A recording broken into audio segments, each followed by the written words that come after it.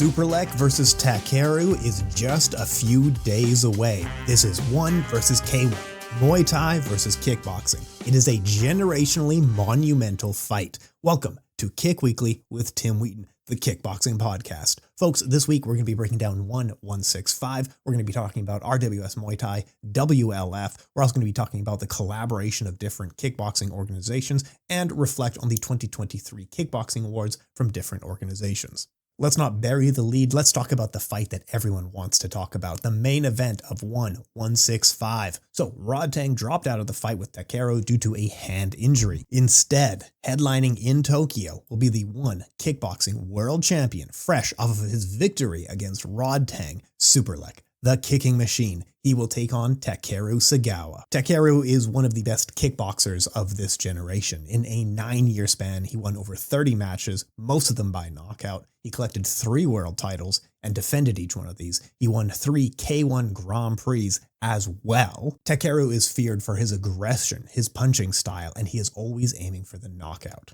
Also, Takeru is a thoroughly proud K1 fighter. He started his martial arts journey when he saw Andy Hug on TV when he was just a child. Then and there, seeing Andy Hug on TV, he knew he wanted to be a kickboxer and a K1 champion. He chased his goal and he accomplished his life's dream. He really does proudly wave that K1 flag. For a time, he was one of the top pound-for-pound kickboxers in the sport. Then he had the mega fight, the match against Tenshin Nasukawa. He lost. This was a Cold War rivalry, one champion in Rise, one champion in K1, and they could never meet. And then finally they did, and it was a mega event, but Tenshin came out on top. But after that, Takeru relinquished his titles. It was kind of like, I'm not the best. I don't deserve these titles. So he relinquished his titles and took his name on the road. In collaboration with Abima TV, Takeru and Abima went and worked with other organizations and co-promoted with them. So one was MTGP, and that's where he won an ISCA title via head kick in Paris. Now he's competing in one championship and looking to take the kickboxing world title in that organization as well when he faces Superlek, and it won't be an easy fight at all. Superlek is a Muay Thai striker who has long been one of the top pound-for-pound fighters in the sport. He began his Muay Thai career when he was only 8 years old. Since then, he has earned titles in every single organization he has competed in. This includes the WBC, Lumpini Stadium, True For You, and tons of others. Oh, and plus his kickboxing title in one championship as well. Along the way, he's racked up over 130 victories in the sport, with notable wins over fighters like Rodtang, Muay Thai, Panpayak, Superball, and others. And most of those were just in the last couple of years. Each of Takeru and Superlek have experience in both kickboxing and Muay Thai. But as Takeru is the kickboxer and Superlek holds the kickboxing title, this match was agreed upon to be under kickboxing rules. I'm excited. I'm looking forward to the 165 main event. And I can see either man winning just because and this is mainly because what each gentleman does well is the other person's weakness.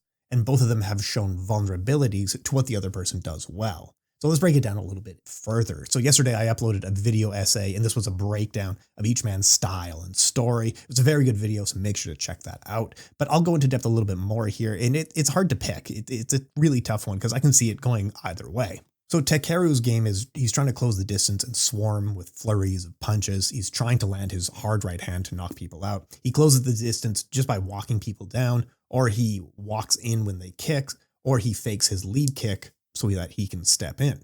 Notably, he also, he doesn't really check kicks all that much. He just lets them land. For body kicks, he always reaches and catches the kick so that he can sweep it and then step in. With any of those techniques, whether he's catching a body kick, he's walking in, or he's not checking leg kicks, you can see it being entirely feasible that Superlek chews him up with his machine gun-like kicks, right?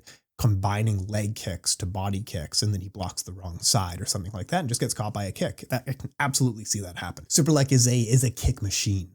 The Kyut Mukau gym has a slightly unique style of kicking where they turn a bit more, turn the hips over even more. This kick gets more torque on it and generates more power, but you really commit the hips when you step into it. He also has a really impressive speed for this full kick, being able to land it in combination. He can just throw it one after the other, even back foot going forward, whatever it might be. And it's not just his kicks. Overall, he's very good. He's got good punches. He's got great elbows, great knees, and he's great in the clinch as well. Against heavy punchers, as we've seen in Muay Thai when he fought people like Muay Thai And Rod Tang, he shuts them down by using the clinch. So they're coming at him, they're throwing punches, he'll just throw a clinch onto them. And then from there, he lands elbows and knees. In kickboxing, the clinch is taken away from him. Now, I know that is the rule, but you can still grab their head until the referee breaks it up. So you can still shut someone down until the referee steps in. So in kickboxing against heavy punchers, he tries to kick them in the head so that they raise their guard, and their hands will be glued to their head because they have to protect their head or they'll get knocked out. And if their hands are blocking kicks, they're not punching.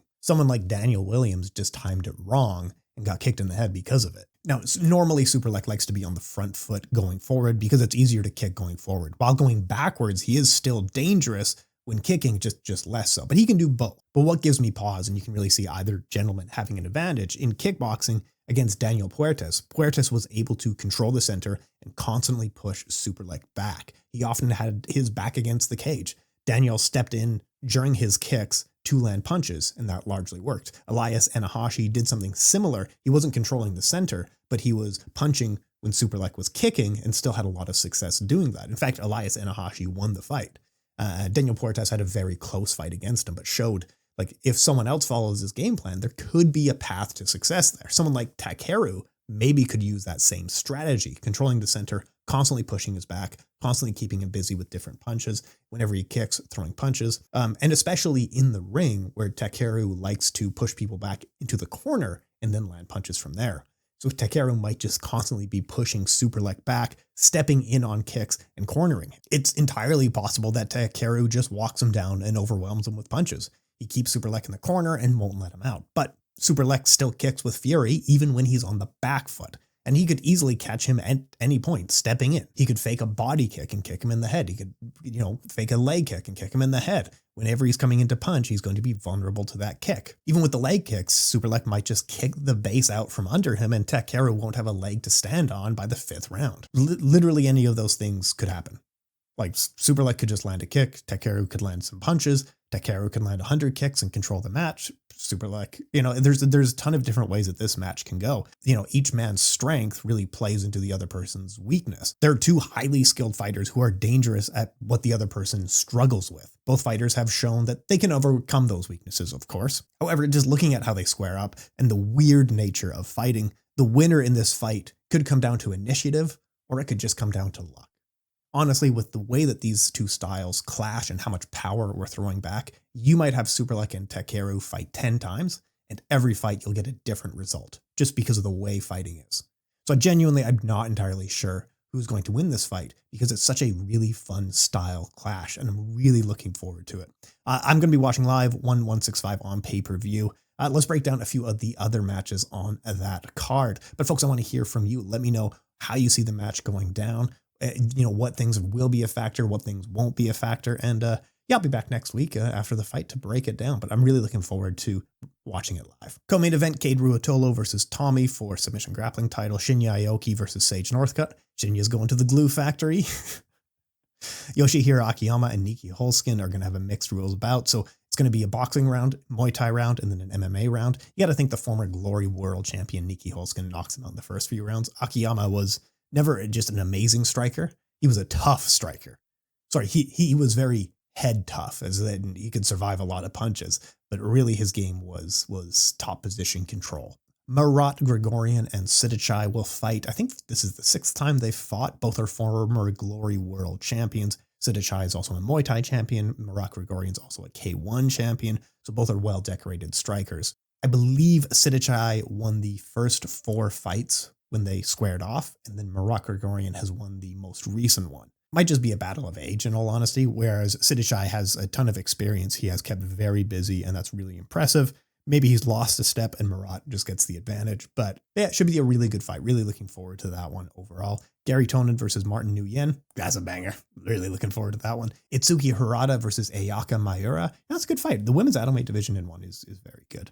And then some MMA fights, and Rod Opacic versus Iraj Azapur. Great fight. That is such a good one. That is a heavyweight kickboxing bout. Really looking forward to that one. It's going to be a banger. I'm expecting a big knockout in that one. Probably Opacic gets it done.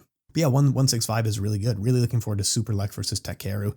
I do like I mean, Rodtang, you certainly get a little bit more push as he is the promotional darling, and that's really good. You can see even on any analytics, if you have that stuff online, that Rodtang still gets more clicks. Even in the video of Superlek versus Takeru, one of the terms that constantly led people to the video was Rodtang. People are constantly looking up Rodtang. So that fight certainly brings in a little bit more weight. But now there's a title on the line. The kickboxing world champion is looking to defend his crown against another kickboxing world champion. I think this is a really good fight. It's a clash of styles. It's a clash of organizations. This is one of those fights that we're going to be talking about for quite a while.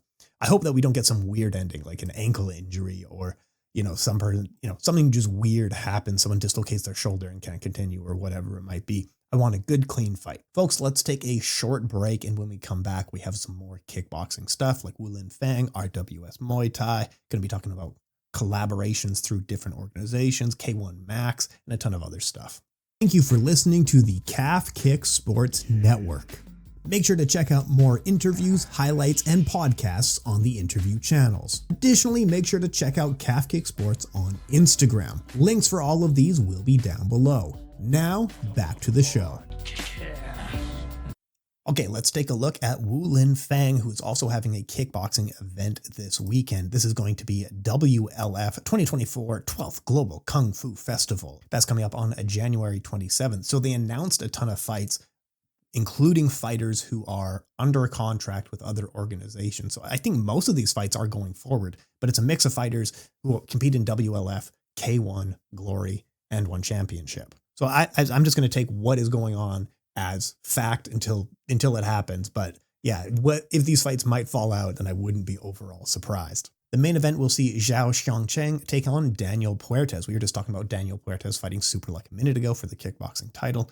Zhao Xiangcheng is a two-time tournament second place person and a former Infusion champion. Daniel Puertas is a highly skilled kickboxer just coming off of his loss to Superlek, so that should be a very fun fight. The Wulin Fang two-time champion Hirotaka Asahisa will take on Wei Woyang. Ouyang Fang will take on David Kiria. That's a really good fight. 155 pounds for that one. So Ouyang Fang just won the K1 welterweight title against Hiromi Wajima. That was a really good fight, really good showing. He is also a two-time WLF champion. David Kiria is a former Glory champion. He's also competed in One Championship. So yeah, it should be a really good fight. Really looking forward to that one. I mean, Ouyang Fang certainly gets it done. He's just an incredibly talented fighter. David Kiria maybe is on the other side of his career. But yeah, really good fight. David Mejia will take on Ji Okoye. So David Mejia was a one-time contender in Glory and had a very good fight against Petch. He's also defeated Jia Okoye before, and now Jia Okoye is coming back, trying to avenge that loss. Jia Okoye is also a champion in WLF. Zhang Lanpai will take on Petchdam. Petchdam, of course, is just a staple of Muay Thai. He's fought everybody in every weight class. He's been around forever. He's fought in One Championship, Raja Damnern Stadium. He's fought people like Rod Tang and Rung Kit. Tons of other people here and there. Zhang Lanpai is a former champion.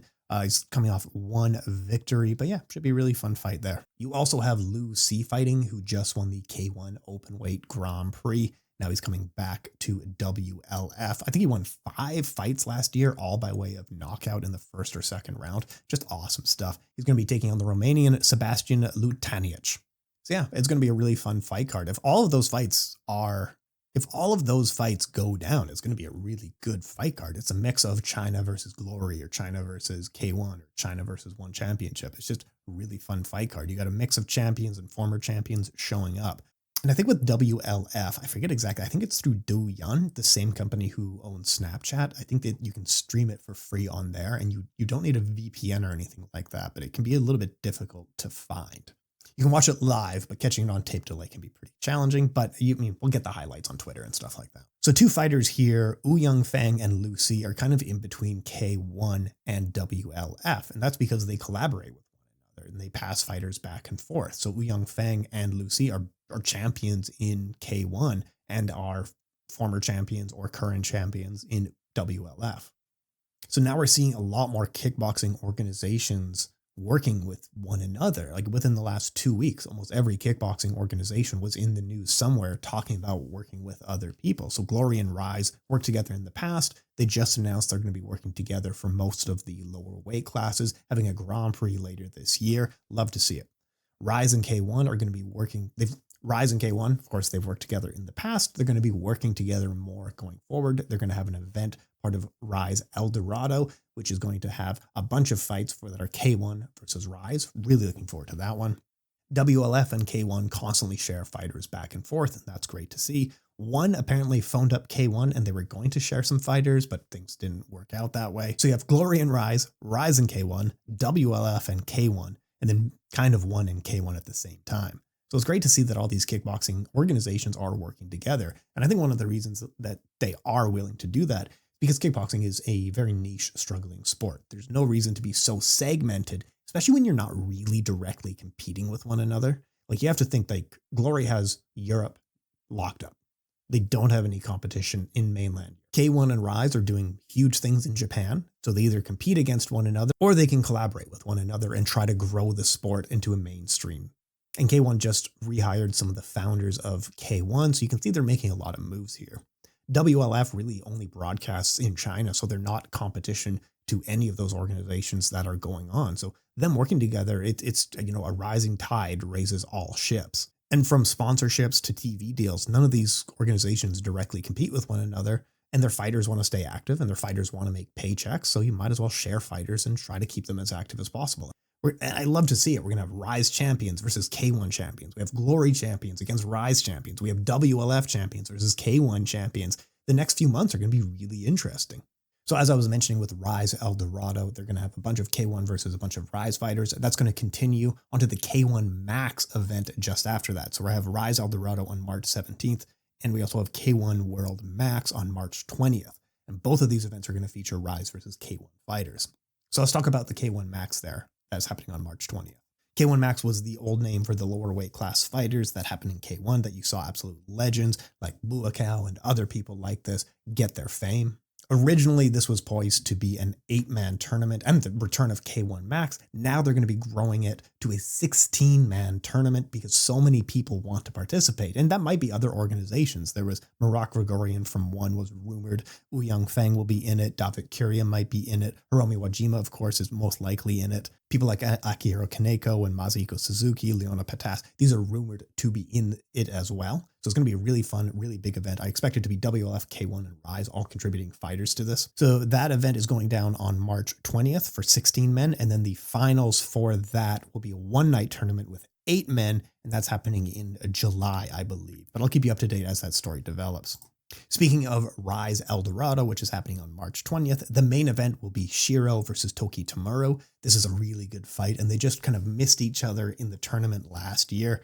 So this will be the headlining event, and this will be a Rise champion versus a Rise champion. Tomorrow, he holds the flyweight and super flyweight title. He'll be going up in weight to challenge Shiro for the bantamweight crown. Shiro is a Muay Thai-based fighter who was able to earn titles in ranks at Stadium, and then he transitioned to kickboxing. Toki Tomura won the Combat Press 2023 Kickboxing Fighter of the Year award with his 6-fight win streak. Additionally, Toki Tomura, with those skills, were able to earn a spot on the pound-for-pound rankings. So champion versus champion going down on Rise El Dorado. Toki Tomura going up in weight, but you're also going to see a ton of Rise versus K1 fighters. That's March 17th. March 20th will be K1 Max, more Rise versus K1 fighters. Awesome.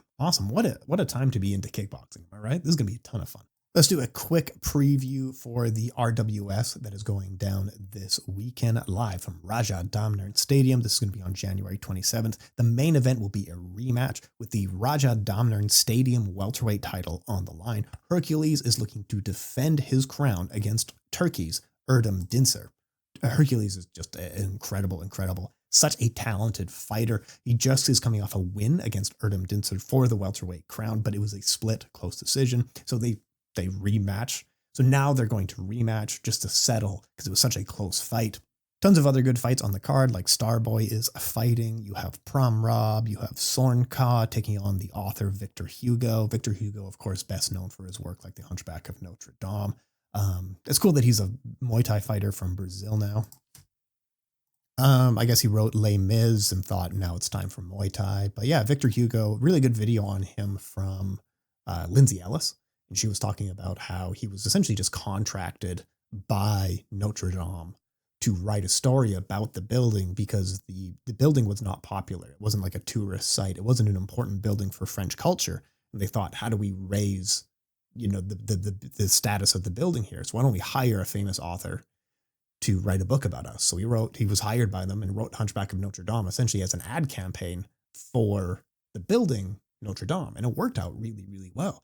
It's now a very famous building. It's considered a cultural touchstone of France and Paris and all that sort of stuff. But yeah, he was paid to write the book about the building, and it worked out really well. And he may have never even visited the building in his entire life. But yeah, so I can segue back into kickboxing of like, if anyone wants to pay me to write about a building or anything stupid, I'm right here. I'm ready to write. Written during a time of cultural upheaval, the novel champions historic preservation. Hugo solidified the Notre Dame as a national icon, arguing for the preservation of Gothic architecture as an element of Paris's cultural heritage. See, I didn't just make it up. He wrote it as something he wrote it as an argument to convince people that this was an important building, and it was a good faith argument. Legend has it that Hugo locked himself in his room, getting rid of his clothing to write the novel on time. The idea being that he couldn't go outside without clothes. I've never had to take my clothes off to finish anything. That's how good of a writer I am, and you should hire me to write about your buildings. I will keep my clothes on the entire time I write it, unless you want the clothes off. I can write a book naked too. I don't mind that one bit. What were we talking about? So yeah, RWS should be quite good. Victor Hugo is fighting, but yeah, the main event is very good. Hercules versus Erdem Dinser. It's a really fun, good fight at welterweight. That's going to be a banger. Okay, now let's get to the juicy drama. We're going to be comparing awards from Beyond Kick and Combat Press for the world of kickboxing in 2023. Now, I do work with both organizations, so there's no bias. I work with both of these people, but I also just going to caution you now, I'm not going to reveal anything that's insider knowledge or reveal anything that goes on behind the curtains about how these awards were structured. But now we're comparing Beyond Kick and Combat Press awards side by side, and this is due to requests from the listeners. Event of the year, we both agreed that the Rise World Series 2023 final round deserved that nod. It was just full of upsets, title matches, tournament finals, and knockouts from up and down the card. It was just an awesome event. Every fight brought some meaning, some story, something dramatic happening.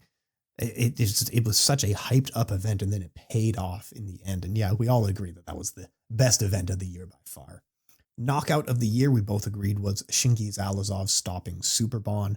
And the reason being, like, the way that awards work, or one way to think about awards and rankings for that matter, is that this is a snapshot in time that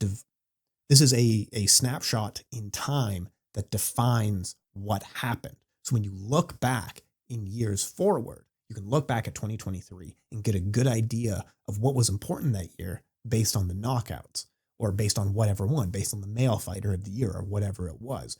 It's not necessarily what was the flashiest or what was the coolest knockout. It was what was the most impactful and important knockout in this year that told the story of kickboxing in 2023. And for that, by that idea, there is not a bigger knockout than Shingiz Alazov stopping Superbon. We're talking about two people who are vying for a position on the all-time list, and Shingiz Alazov had a very, very impressive fight.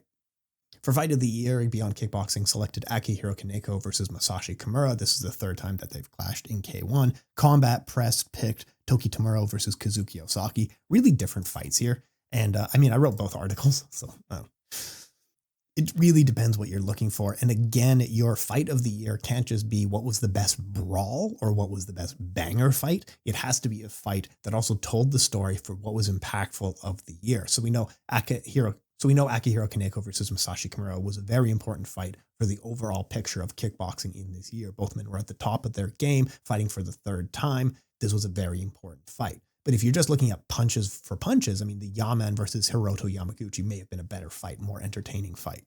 Chan Young Lee versus Hiyoma Hitachi, of course, just an absolute banger. This was such a good fight. You had Koki Osaki versus Masahiko Suzuki, just a banger fight. And of course, the busiest fight of the year was Ahmed Chikmusa versus Burjan Proposhi.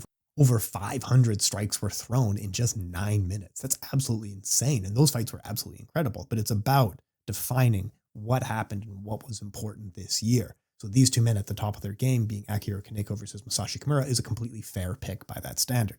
Now, I picked Kazuki Osaki versus Toki Tomura, and Toki Tomura just won the fight, and it was a close. Because I like the story so much of Toki fighting someone that he's lost to before. And he didn't do well in this fight until he had to change strategy. He had to change strategies throughout the fight to get the win. And the fight itself just came down to a couple strikes on the scorecard and could have been scored either way. But these two guys could fight a few times and you get really fun and interesting results. But it was two experts, and it was a technical masterclass between these two men in kickboxing. And that's why I picked it on Combat Press. But Akihiro Kaneko versus Masashi Kimura, absolutely fair. That's a great fight. But yeah, again, I wrote both articles, so whatever. Female Fighter of the Year, Beyond Kickboxing picked Antonia Profiti, and Combat Press picked Arina Kobayashi. So Antonia from Greece, she had a really, really good year. She had a couple of good wins, but ultimately her defeating Kana Silverwolf in such impressive fashion sealed it for the people at Beyond Kickboxing. And yeah, that's just an incredible, awesome win. And it wasn't particularly a close fight. It looked like two people who weren't even competing in the same division. Kana was constantly swinging at air, and Antonia was landing kicks and punches. I picked Arina Kobayashi because she beat pretty much everybody in that weight division in particularly not close fights. Like, she beat the champion, she beat a champion from shootboxing, and these fights weren't really close. She just looked like she was head and shoulders above everyone in that division. So it's almost the contrast of, what was one very good win versus three quite good wins. And part of the reason that I picked Arina Kobayashi was because of how good she looked in those fights. It wasn't just the names on her record. But going back to the philosophy of what defined this year in terms of female fighters, looking back over time, I would still argue that Arina is the right pick for that. But again, I'm not sure that everyone watched her fight, and I'm quite sure that everyone watched the Kana Silverwolf lose, because Kana has been such a lock in kickboxing, a staple of kickboxing for years. Her losing, and especially in such dominant fashion, is quite a moment in the sport. So you could really argue either way, and I'm okay with that as well. Miyu Sugawara would have been a fine pick. I really don't mind that at all. Some people said Fet Jija because she was able to defeat Anissa Meksen in kickboxing and then has a bunch of Muay Thai victories. I mean, this is the Kickboxing Fight of the Year award, so I would argue one win in kickboxing, even if it is as good as Anissa Meksen. Personally, I would argue that doesn't say a ton, but Fet Jija did get my Female Fighter of the Year award for Muay Thai with how many cool wins she had in that sport. So really, any of the picks that people wanted to list out are absolutely appropriate. Now, for Male Fighter of the Year, Beyond Kickboxing picked Shingiz Alazov, and Combat Press picked Toki Tomura. So Toki Tomura got a bunch of wins this year, 5 wins this year. He wasn't even the favorite to win the tournament he participated in. He had to qualify to get into the tournament, and then he won the tournament. And it was against some fighters that he's already lost against. They were against top pound-for-pound fighters like Kazuki Osaki and others. It was a really impressive tournament. He had to adjust tactics in the fights. And he's such a young man that he was likely to lose the tournament just because he was such a good name on other people's records. He was a good name for quality fighters to build their name off of by defeating him. Most people weren't expecting him to win the entire tournament. And then he just had an incredible year, impressive wins. And then in the final, he won very dominantly in a fight that I didn't expect to be as dominant as that. I mean, Kumendoi is an incredible fighter, and just his win over Shiro is amazing. So to see Toki Tomura just beat him and make it look kind of effortless was a big statement. But yeah, 5 victories this year for Toki Tomura against really important quality fighters who are all arguably pound for pound ranked, picked up a title that no one expected him to win. Just really impressive stuff. Now, Beyond Kickboxing picked Shingiz Alazov. Now, Shingiz Alazov had 2 wins this year. He beat Superbon, and then he beat Marat Grigorian. The Marat Grigorian fight was really good. It was against a fighter of a very different style, very systematic kickboxer. It was an exciting fight. It was back and forth. The Superbon fight was, of course, just a big knockout, and it was quite dominant, but it was shocking. It was defining. Let's go back to what we were talking about with something like an award being defining what happened in the year when you look back. And by that, I think Toki Tomura is still really an important figure, because I think his win streak, he's just going on to better things now. I mean, I think he's like 21 or 22 years old. He's a young guy, 5 wins against pound for pound fighters. It's almost like he's just really stepping into greatness and just starting his journey. So I think when we look back at 2023, we can point to the year for when he started. Shingi Zalazov may have had the biggest kickboxing fights of the year, but I think what Beyond Kick was thinking, and it could be wrong, and again, none of this is confirmed, this is just my speculation, but the reason they picked Shingi Zalazov is because we can't have kickboxing look like such an elitist sport that we pick someone who's barely famous and only a few weebs really know about. Like Toki Tomorrow has like 10,000 followers on social media. Shingi Zalazov has like 1 million. We can't just be picking the weeb pick, even though he probably deserved it more. And I think also to add, One Championship as an organization is kind of looking at stopping kickboxing, not through anything they've said, just through some of the bookings. They're not really looking at kickboxing so much going forward. So if we buy the Beyond Kickboxing is the biggest website when it comes to kickboxing coverage. So I think picking a One Championship fighter in kickboxing maybe makes a statement to One Championship to really keep kickboxing going, because your guy, your main draw, we love. He won the award for Kickboxer Fighter of the Year. Whereas, like, if you're in an argument with someone in a boardroom, you bring up Beyond Kickboxing and their Fighter of the Year is, some guy from Rise. You begin the discussion, is kickboxing in One even popular among kickboxing elitists? Whereas if you bring up those awards in a boardroom with One and show Shingi Zalazov as the Fighter of the Year, maybe you keep kickboxing going just a little bit longer in One Championship. And alternatively, Glory, Rise, and K1, there's no threat for kickboxing existing in those organizations. All three of them will continue forward and continue kickboxing. One, you really don't know if they're going to keep kickboxing going. So I think there was a little bit going on there. But ultimately, I mean, if you just look at quality of wins, just doing an apples to apples comparison and not worrying about bigger pictures or not worrying about defining the year, you could make an argument for Murat Grigorian, the Superbon win. Like, Superbon was one of the fighters who you can consider an all-time great, and he did it in such impressive fashion. Murat Grigorian, former champion in different organizations, really quality fighter. And Shingi Zalazov, Shingi Zalazov controlled most of that fight and looked very good doing it. So, in terms of quality of wins, those two are quite good. But just doing an apples to apples comparison, so we're not looking at the bigger picture again or what defined the year. And again, like I mentioned, I said that, just looking at wins and what wins really mattered. I would argue that Toki's wins looked a little bit better. He beat Kunsuknoi, who was a stadium champion. He beat Kasane, which was a good win. He beat Petsilla, which was he's a stadium champion, and that's a really good win. He won by knockout as well, and no one really expected him to even beat Petsilla. He beat Kazuki Osaki next, a top pound-for-pound fighter in kickboxing, and again, he wasn't the favorite to win that fight. And then he beat Kumandoi in the finals of that tournament when Kumandoi was just coming off the really impressive win over Shiro. Kumandoi is a stadium champion and all that sort of stuff, so it was a really good fight. And then he had a pretty good win against Kumandoi as well. So I would argue, just looking at apples to apples, who had better wins is Toki Tomorrow. So unlike Fight of the Year or Female Fighter of the Year or whatever it might be, we can disagree and see the other points. I would still strongly argue for Toki Tomorrow, but Shingi Zalazov is a fine pick. I'm perfectly okay with that. I think that's what happened behind the scenes with the Beyond Kickboxing folks, is they were maybe looking at bigger picture stuff. I also wonder, Toki Tomorrow did win the tournament just at the end of December, and then we picked the awards at the end of December. So I wonder if recency bias really played a role in that pick. And that's absolutely fair. Like, everyone is susceptible to these kinds of things. Whereas if you reverse the order and you have Shingi Zalazov knocking out Superbon in December, I wonder if that's still weighing on my mind. And I really think about that being an important moment even more just because of recency bias. And these are all fair arguments to make. So let me know what you think. Am I too much of a weeb that I just picked the cool Japanese fighter that no one has heard of kind of thing? But no, I think he really did have those amazing wins. Who was your favorite fighter of the year? Who defined the year for you? Knockout of the year, fight of the year, all that sort of stuff. Let me know down in the comments who was right and who was wrong. And for the awards for Combat Press and Beyond Kickboxing, I'm going to put it down in the description so you can just open them up, read the arguments, and see what you feel.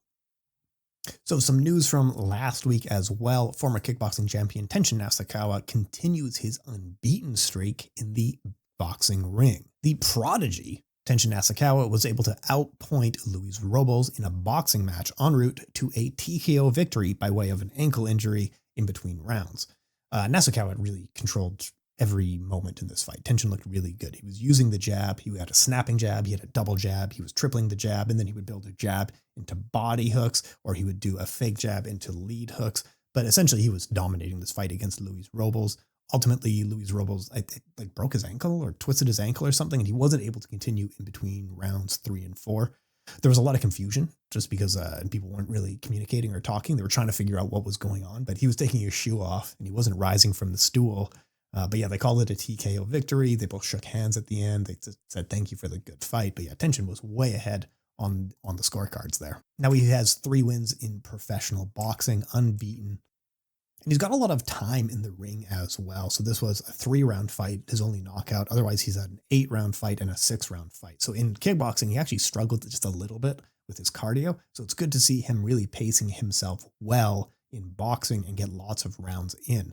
And these wins, 2 in 2023 and then 1 in 2024. I assume he really didn't have any injuries, didn't struggle in this fight at all. Probably going to book him for a pretty quick turnaround. And I think with the 3 wins, he's beaten 3 guys who are ranked in the top 50 or something like that for world rankings. I think the WBC has one of the guys like 12 or something like that. But for worldwide rankings, I think Tenshin is pretty high ranked at this point. I don't know what's next for him, but I mean, he's only 25 years old. He is so young, and you have to put into perspective that he has well over 30 professional fights in kickboxing against really good top level fighters. His entire career was at the top of the line. And like on the broadcast, people often talked about he was a notable kickboxer before transitioning to professional boxing. He wasn't a notable kickboxer. He's arguably the greatest of all time. Undefeated in 44 fights, and he picked up titles in multiple weight divisions in Rise. Even before that, as a amateur, he was picking up national titles in different things like Shin Karate and all stuff like this. And I mean, even his list of wins are super, super impressive. I mean, he had a close match against Rodtang, ultimately beat him. He beat Shiro. We were just talking about him. He's headlining in the next fight. Masahiko Suzuki, who is a champion in Rise. Kasane, who's a good fighter. Yuki, Kozi, all these people went on to quite impressive success in other organizations or other divisions. But a lot of these wins really, really aged well. Of course, he had the mega fight against Takeru, which was the biggest kickboxing fight of the past decade. And it was awesome to see Rise versus K1 match, and it was great to see. And then both guys relinquished their titles after that and then went on to other things. Takeru took his name on the road and fought for other kickboxing titles all around the world. And Tenshin went to boxing and is really making an impressive name for himself. But I wish Tenshin all the success in the world. He's just such a prodigious fighter that he can transition between these sports and have incredible success as such a young man. Like, he was young when he was competing in kickboxing. And it really doesn't help that his face is just perpetually like a baby's face. You know, like he's 25 years old and he looks like he's like 15 or something. So yeah, really, really impressive stuff. I guess I forget about his MMA wins as well, as they were just kind of odd and they were set up for him to get easy wins. But yeah, I mean, he's undefeated in professional MMA as well. Oh, and he also had a bunch of weird fights in boxing as well. And I always forget about those ones. Like, he beat Takanori Gomi in boxing, but he actually looked really bad against Takanori Gomi. Takanori Gomi hasn't been good since like 2005, and it was a close fight. Takanori Gomi was an MMA fighter, champion in Pride FC, fought in the UFC as well, but he was primarily used as boxing. So it was a boxing fight, but Takanori Gomi also outweighs him by quite a bit. This is a 135 versus 155, but yeah, Tenshin looked uninspired in this fight. And then he fought 3 guys in one night: Koki Osaki, Hiroya, and Hideo Tokoro. I mean, Koki Osaki is still fighting. That's an okay win. Hiroya is a kickboxer, not a boxer, and Hideo Tokoro, he was a really good fighter back in Dream and a really exciting fighter. Like, some of his fights in Dream were the best MMA fights I've ever seen, but he is primarily a grappler. Someone like Tenshin outboxing him really doesn't say a ton. And the weird fight against Floyd Mayweather. And again, Floyd had a huge size advantage on him, but yeah, Tenshin did not present well in that fight. Let's look at some other stuff as we're just trying to stretch time out here.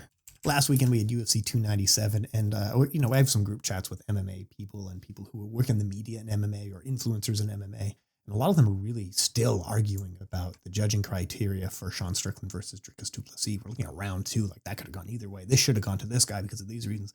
Man, it's middleweight. Who fucking cares? Don't take this so seriously. It's middleweight in the UFC. Like, none of this matters. It is there. Could you think of a dumber division to argue about? Dricus du Plessis and Sean Strickland went to a 5-round fight, and it wasn't amazing. It wasn't great or anything like that. If you are introducing someone to MMA and they say, should I watch that fight? You would say, no, watch something else. Raquel Pennington got a win over Mayra Bueno Silva. Man, what is going on? Like, no one. So the UFC went on, signed some fighters recently. They announced judo Kayla Harrison and Michael Venom Page. good. They need to stay competitive. They need to add some blood to these divisions because they just headlined an event with Dricus du Plessis and Raquel Pennington. Like the UFC needs a shot in the arm. Kayla Harrison, I'm a huge fan of her. She was one of the first people to really take a chance on. She was really early on. She was a person who took a chance with Calf Kick Sports because we had barely any followers, and she accepted an interview. And still, it's one of the bigger interviews that I've had, and it was in my career like the second interview I've ever done or something like that. But yeah, she took a chance. We had a really good interview and a really good chat, and we talk on WhatsApp sometimes. So yeah, I'm wishing her all the best. How she makes 135, I've no clue. She talked about she doesn't like cutting to 145, but when she competed in the Olympics, she was at 170. So Ronda, when she competed in the Olympics, she competed at like 150, I think. And now so in MMA, Kayla Harrison competed at 155 and Ronda competed at 135. Those make sense. But now apparently Kayla Harrison's going to be competing at 135. I don't know. She's going to be so drained coming in there. But yeah, that's good to see.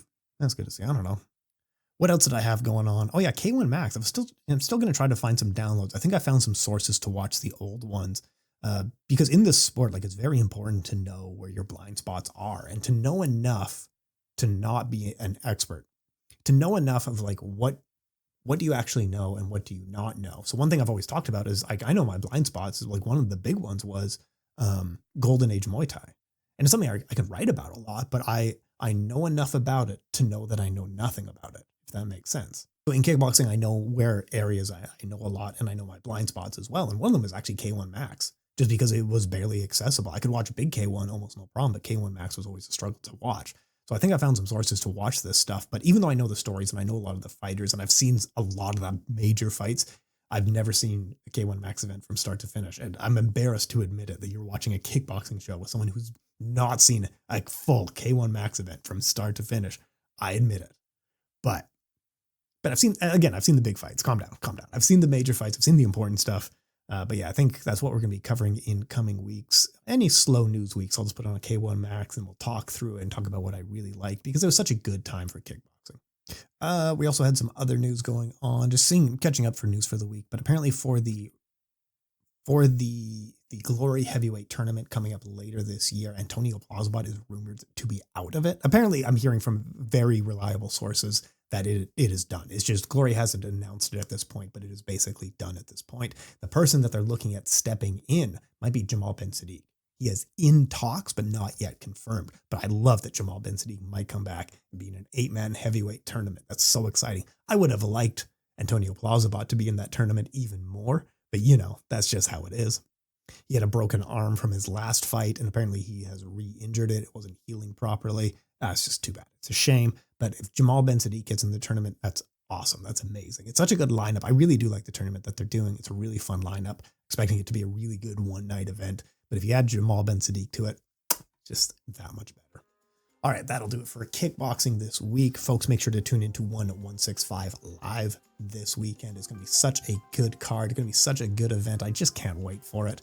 Make sure to watch it and check it out, folks. But yeah, I'll be back same time next week. And thank you so much for your time.